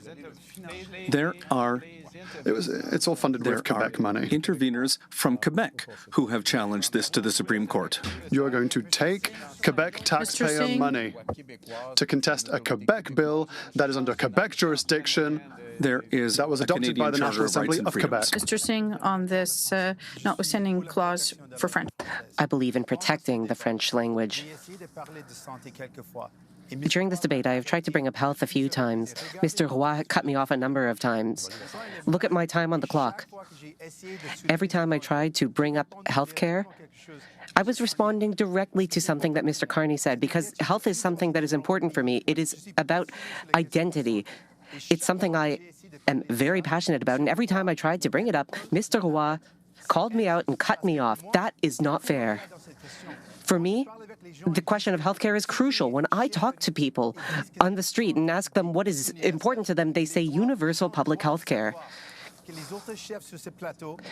People ought to know that the other leaders on this stage tonight would cut healthcare funding. And I think that's wrong. No. Not now, Mr. Blanchet. No, neither The two Mr. major leaders Blanchet have nor both I have said said this, that. and I need to tell people because it's important. This is what I believe in. This is what I believe in and what the NDP but believes in.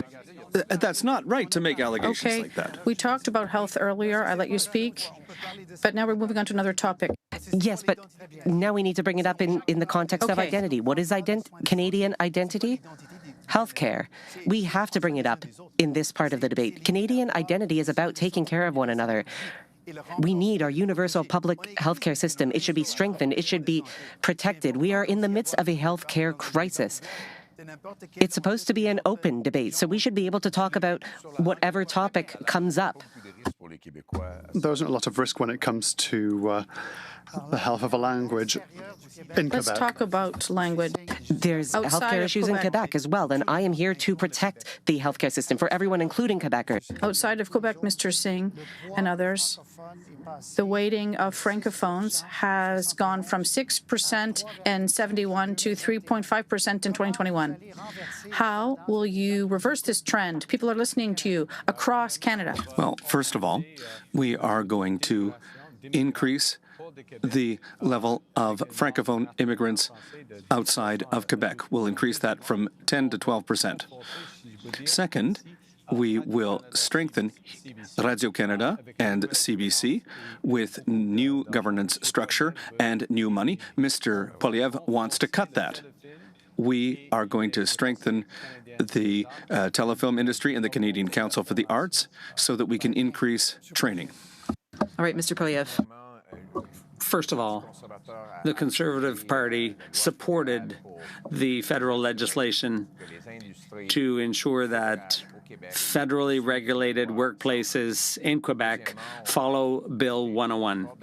We also will increase funding to allow young people to take part in French immersion for Anglophones coming from outside Quebec, and that will enrich the French language. And third, we'll make sure Quebec has more control over immigrant selection so that they can better choose those who can be franchised and integrated into the labor market and Quebec culture. That's what we want to do to protect the French language. Mr. Poilievre, of course, your position on Radio-Canada and the CBC has created a lot of concerns. You've continued to say that you would protect Radio-Canada because it provides a service to Francophone minorities across the country, but you would abolish the CBC. How is such a thing possible? Well, it is possible. We have news networks. But they share the same buildings. You understand how difficult it would be. I do understand the situation. I will protect Radio-Canada's services because there's already other French language news services. TVA is an example. So it is possible to have news service that's focused on French news services, and the CBC can just operate with its own revenues as an NGO, what would the timeline as a non-governmental organization. The principle is that the government should simply do what the market cannot do, and the market would never be able to provide exclusive French services to Francophones all across Canada. So there is a role for the government to play in defending French news services. When I was a young person in Calgary, that was the only way for me to get news in French. So I would protect those services because there's a good reason to do that. Let me translate that. Mr. Poilievre wants to get rid of Radio-Canada and CBC. And then he would write a check to other companies so that they can provide French language services. That's the wrong thing to do. We would protect Radio-Canada and CBC, especially in the context of a misinformation which is undermining our democracy. I am not a francophone, but I am a francophile. I love the French language. I have fallen in love with it. It enriches our country. Having Quebec benefits all of Canada. The forward-thinking ideas that have come out of Quebec, we need Quebec. We need the French language, and we will protect them. For the first time since 2011, there are no women here as leaders. I met with a young woman. This is a very short clip. I met with her earlier this week. Do you have a question for the leaders, something you're concerned about? In Canada, the status of women. Yeah, the status of women. You're worried about things moving backward? Yes, that there could be a rollback of women's rights by some parties. That concerns me. My question, would you commit to making sure that there are no women's rights that are rolled back? And, for example, would you push for having free contraception, as is already the case in some provinces? Is that something that you would commit to, starting with Mr. Poilievre? We will not eliminate that. We will protect women's rights. I have a message for Canadian women who are watching. We will not pass legislation that would restrict the right to abortion. That's been our policy for 20 years, and it won't change. That's a guarantee that I make to you. We will, in fact, broaden women's rights by dealing with crime against women. Women are often victims of assaulters who are released because of liberal legislation. They're released repeatedly, and that allows serious criminals to repeat offend against women. And we are going to lock those people up. We're going to lock those men up to protect women against violence. Of course, our party believes in women's rights. We would never allow for any backsliding on that front. You brought up pharmacare. Well, it was the NDP that forced the Liberal government to bring in pharmacare. It covers now diabetes medication, but also contraceptives, and we believe that is crucial. Rights are important, but being able to access the rights is also important. We are also the only party running a candidate slate that is half women. The other parties have seen backsliding on their candidate slates in terms of diverse people and women. But for us, it's an important issue. Our candidate slate must represent the Canadian public, and that means it should be half women. For us, we will always defend women's rights and also access Thank you, Mr. to those rights. There is no member of the Bloc Québécois that will be able to table a bill or motions that are against abortion. Preventive Maid will also not be allowed. With American influence, we are in a very difficult place for women. There are many ways that invite women to participate in politics. We have reached parity with the Bloc Québécois. We wanted it to be 50-50, but in our current political culture, and I have many great women in my party, it's much more difficult at the federal level than in Quebec. Yes, I think that this an aspect of politics right now, the negative politics that we're seeing, it's becoming more and more difficult to recruit women as candidates, and really any candidate. But absolutely, we defend the rights of women. all the time. But what I'm concerned about is the use of the notwithstanding clause. Not in a preventative way, but after Supreme Court judgments have been made. What does that do? It takes away Canadians' rights and freedoms. And it creates, and Mr. Poilievre has proposed this I know the situation, but this is a very dangerous development, because if we start with that, abortion could be, Give the right to reply. the right to abortion could eventually be next. Mr. Poilievre, you can answer. Mr. Carney, I said in a case where a man kills 6 people in a premeditated way and the court released that person, that means he served 4 years for each life he took. The criminal in that case will be free in 50 years. You're talking about danger. That's what's dangerous. Liberal laws that allow criminals to circulate on our streets. I will never excuse for locking murderers up. No, I'm sorry, but you're trying to change the Canadian Constitution. All right, gentlemen. That's what you've proposed. I would use Section 33 to put an end to the crime that Liberals caused with their policies. Where will you stop? By stopping murderers, yes. Everyone knows that there should be severe penalties for murder. You're trying to sow division here. Everyone agrees on that front. If someone kills someone, there needs to be a strong punishment. You're not special for proposing that. No, the other 3 Everyone parties... agrees. All right, Mr. Blanchet. Very quickly, please. Mr. Carney said that I voted for the new Official Languages Act bill. The money comes from the previous bill, and the official language minority community money comes from the bill. I was asked to bring changes. We brought the changes. We voted for, but we didn't want it to apply to Quebec because it harms Quebec. Gentlemen,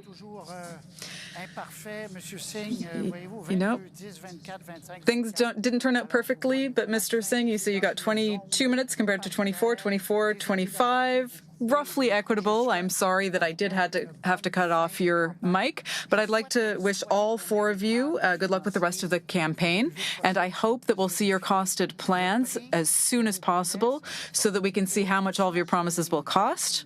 And I hope that everyone listening tonight will be able to make an informed decision now. Voting starts this weekend. And the game. And the match? I don't know. There's still a couple periods left. All right, thank you so much for being with us tonight, ladies and gentlemen. That concludes this debate. See you next time. Good night.